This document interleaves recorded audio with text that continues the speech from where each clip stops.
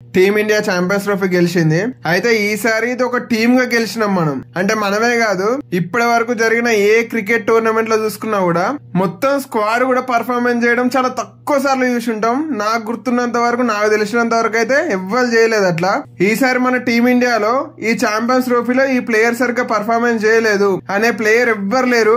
ఆడిన 12 మంది ప్లేయర్స్, మనం ఈ టోర్నీలో మొత్తం 12 మంది ప్లేయర్స్ తోటే ఆడినాం, అది మనందరికీ తెలిసిందే. జస్ట్ ఫస్ట్ 2 గేమ్స్ తర్వాత హర్షిత్ రాణా బయటకు పోయి వరుణ్ చక్రవర్తి వచ్చిండు. కాకపోతే ఉన్నంతసేపు హర్షిత్ రాణా మంచిగా చేసిండు.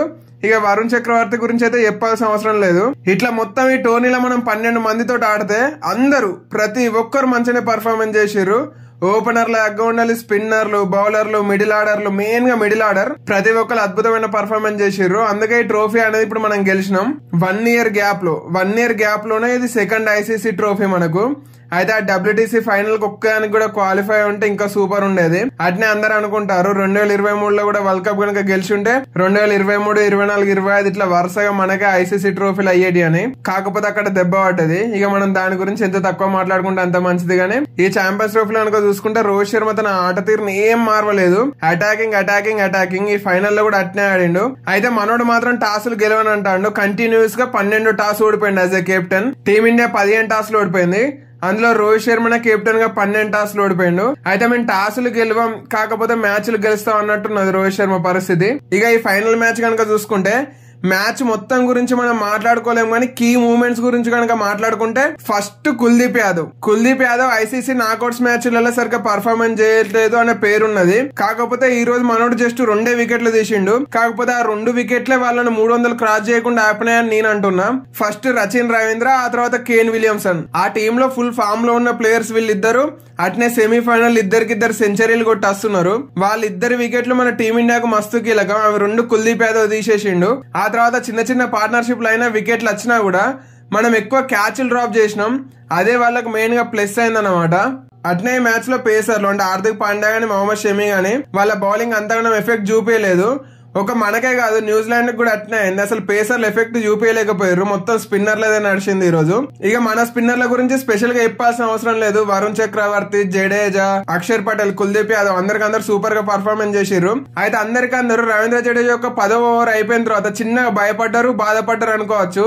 ఎందుకంటే జడేజా యొక్క 10వ ఓవర్ అయిపోవడంతోటే కోహ్లీ పోయి జడేజాకు హగ్ ఇచ్చిండు. హగ్ ఇచ్చుడుతోటే జడేజా కూడా రిటైర్మెంట్ ఇస్తున్నాడా? ఎందుకంటే మనోడు హగ్ ఇచ్చిన వాళ్ళు అందరి మధ్య రిటైర్మెంట్లు ఇచ్చేస్తున్నారు కదా. రీసెంట్ గానే స్టీవ్ స్మిత్ అట్నే రిటైర్మెంట్ ఇచ్చిండు. అంతకుముందు ఆస్ట్రేలియా టూర్ లో కోహ్లీ, అశ్విన్ హగ్ చేసుకున్నారు. ఆ తర్వాత అశ్విన్ కూడా వచ్చి రిటైర్మెంట్ అన్నాడు. అయితే ఈసారి కూడా అట్నే జరుగుతుందా? జడేజా కూడా రిటైర్మెంట్ ఇస్తాడా అని చర్చలు సాగినాయి. కాకపోతే అట్లేం జరగలేదు ఇప్పటి వరకు అయితే. ఇక ఆ తర్వాత మన బ్యాటింగ్ లో శుభ్మన్ గిల్, రోహిత్ శర్మ సూపర్ స్టార్ట్ చేసిర్రు అన్నమాట.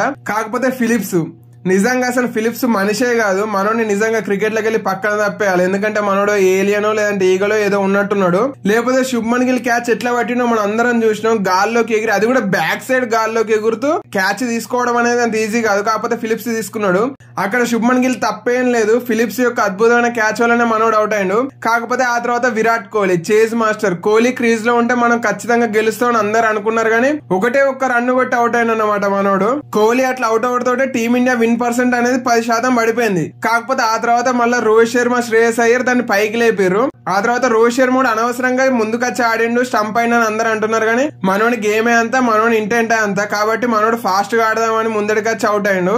అట్లా తొందర 3 వికెట్లు పడేసరికి అక్షర్ పటేల్, శ్రేయస్ అయ్యర్ స్లోగా ఆడారు. కానీ ఆ తర్వాత మళ్ళీ దాన్ని కవర్ అప్ చేసారు. కాకపోతే కోసేపటికి శ్రేయస్ అయ్యర్, అక్షర్ పటేల్ ఇద్దరు బ్యాక్ టు బ్యాక్ నిజంగా అనవసరమైన షాట్లు కొట్టి అవుట్ అయ్యారు. కాకపోతే కేఎల్ రాహుల్ ఒక ఎండు నుండి మంచిగా ఆడుకుంటూ వచ్చింది కాబట్టి గేమ్ అనేది నడుచుకుంటూ పోయింది. అట్నే ఆ తర్వాత వచ్చిన హార్దిక్ పాండ్యా కూడా కేఎల్ రాహుల్ కు మంచిగా సపోర్ట్ చేసిండు. అయితే ఎప్పుడైతే జడేజా స్టార్టింగ్ లో కోహ్లీని హగ్ చేసుకున్నాడు తన 10 ఓవర్లు అయిపోయిన తర్వాత, నిజంగానే జడేజా రిటైర్మెంట్ ఇస్తాడు కావచ్చు అని నేను అనుకున్నా. అందుకే మనం చేజ్ చేసేటప్పుడు ఉండాలి. నేనైతే బలంగా ఒకటే కోరుకున్నా, అదేంటంటే పాపం జడేజా బ్యాటింగ్ కు రావాలి. ఒకవేళ నిజంగా రిటైర్మెంట్ ఇచ్చేటట్లయితే జడేజా బ్యాటింగ్ కు రావాలి, మనోడే గేమ్ ను ఫినిష్ చేయాలనుకున్నా. ఎండింగ్ లో అట్నే జరిగింది.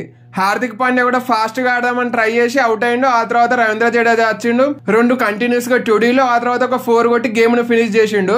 నేనైతే జడేజానే గేమ్ ను ఫినిష్ చేస్తే బాగుంటది, ఒకవేళ రిటైర్మెంట్ ఇచ్చినా కూడా మనకి ఒక ఫేర్వెల్ లాగా ఉంటది అన్న ఉద్దేశంలో అనుకున్నా. గానీ జడేజా ఇప్పటివరకు అయితే రిటైర్మెంట్ ప్రకటించలేదు. కాకపోతే నేను అనుకున్నదే జరిగింది, జడేజానే గేమ్ ను ఫినిష్ చేసిండు. ఇక మనం గెలిచిన తర్వాత ఇన్ని రోజులు టీమిండియా జస్ట్ పేటిఎం ట్రోఫీలో గెలుస్తుంది, బయలాటరల్ సిరీస్ లో గెలుస్తుంది అని చాలా మంది కామెంట్లు చేసారు. కాకపోతే ఇప్పుడు 1 year గ్యాప్ లోనే 2 ఐసీసీ ట్రోఫీలు అనేది T20 గెలిచినాం. ఇక ఆ తర్వాత నెక్స్ట్ మనకు ఈ ఇయర్ లోనే ఆసియా కప్ ఉన్నది. దాని గురించి పెద్ద పట్టించుకోకపోయినా కూడా next year T20 world cup ఉన్నది.